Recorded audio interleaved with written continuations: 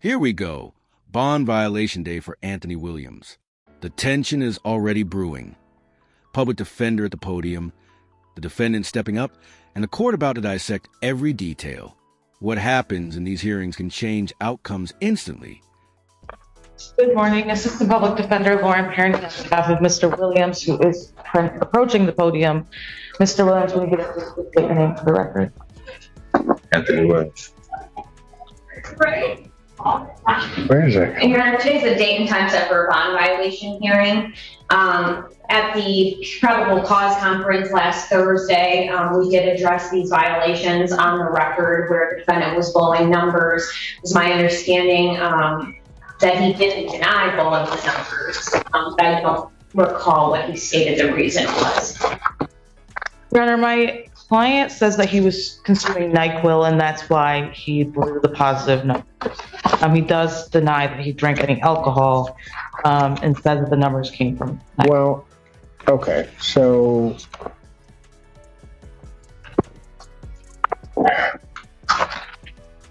he says he's drinking Nyquil. Yes. And that Nyquil brought him up to these numbers of 0.053. Yes, I think the highest one was a 0.09, and he does say that he consumed quite a bit of Nyquil. Really? Your client does realize that Nyquil contains some alcohol. Yes, yes. So he's not disputing that the numbers are on here. He's just saying the reason he did that. Because your client's also aware, though, that he is not to consume any alcohol from whatever source. He says he, and correct me if I'm wrong, Mr. Williams, he says he was not informed of that when he got the Soberlink or Soberlink device from community. Look, counsel, I don't mind having a hearing on it. I don't know what you're going to put forth. He's admitted that he's that he drank something containing alcohol. We can get the paperwork where it will indicate that he's not to consume alcohol. So that you can be prepared for this. Appreciate my skepticism, because the amount of Nyquil that you would have to drink to get to an 09 is significant, Your Honor, and I have significant in like a number of bottles. Hold up. He's blaming Nyquil for blowing a BAC test? That's like saying you failed your driving test because the car was too fast. Creative excuse or total denial? The judge, and honestly all of us watching, aren't buying it. Honesty I can deal with where people make a mistake. If people make a mistake and then initially lie about it, okay, sometimes that happens. But that if he's coming to me with that story today, we're going to have a problem. Yes, we have had these conversations. I think that's fair, Mr. Williams. I've explained the judge's probable stance on. I told him I messed up. I'm gonna do it again.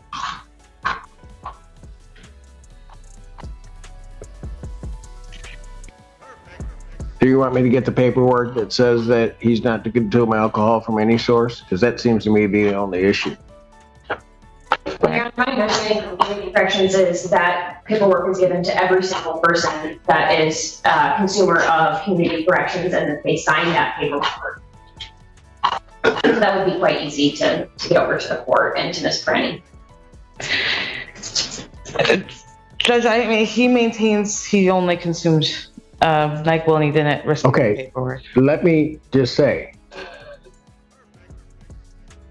if I assume that to be correct, he's admitted drinking Nyquil. Assume that's correct. Don't believe it's correct, but what the heck? Just take him at his word that consuming alcohol from any source would be a violation.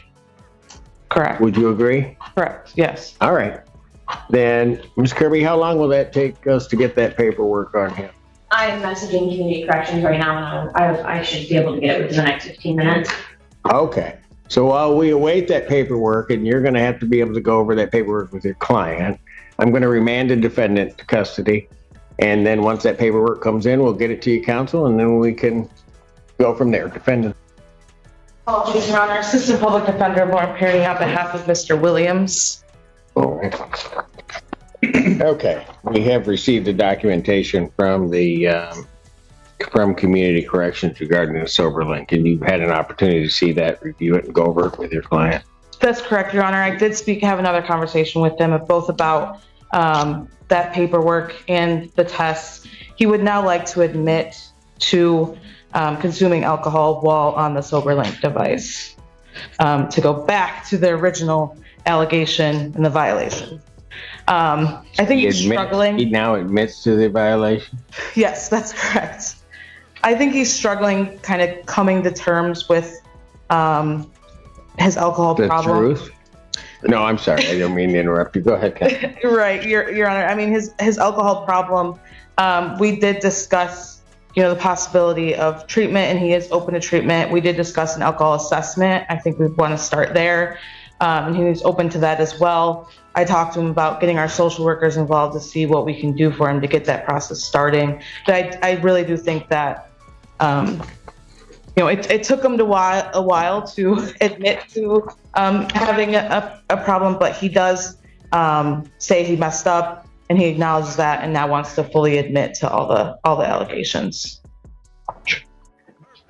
Is that correct, young man? You admit to the violations? Yes, sir.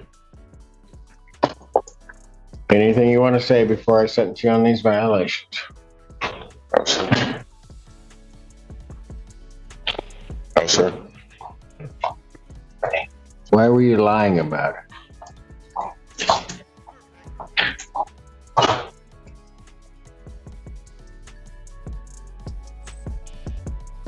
That was a question.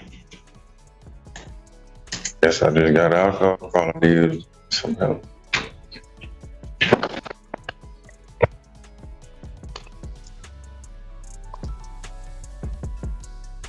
Also, during the pretrial in this matter, which was also set for the date of October 4th, 2023.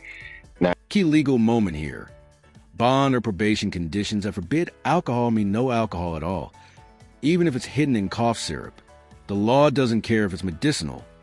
If it contains alcohol, it's a violation. Simple as that. Young man, and I said it before you went and back, that, I can deal with people who are going to tell me the truth, and then we can go from there. But when you're going to do that, and then you lie about it, and everybody's got to go through all of these machinations to try to figure that out. And I told you what this form was going to say about consuming alcohol. So even if you were able to down that much Nyquil, which I don't know that physically you would, I think that you would pass out before you would get to an 09, but that's okay. You still persisted, and to what end? I mean, the reality is that if you had asked somebody for help, certainly if you had asked your attorney for help, they would have found a way with what she's laid out here today. But you wanted to take the hard road. Maybe from that you'll learn that that's not necessarily the way to go about doing things.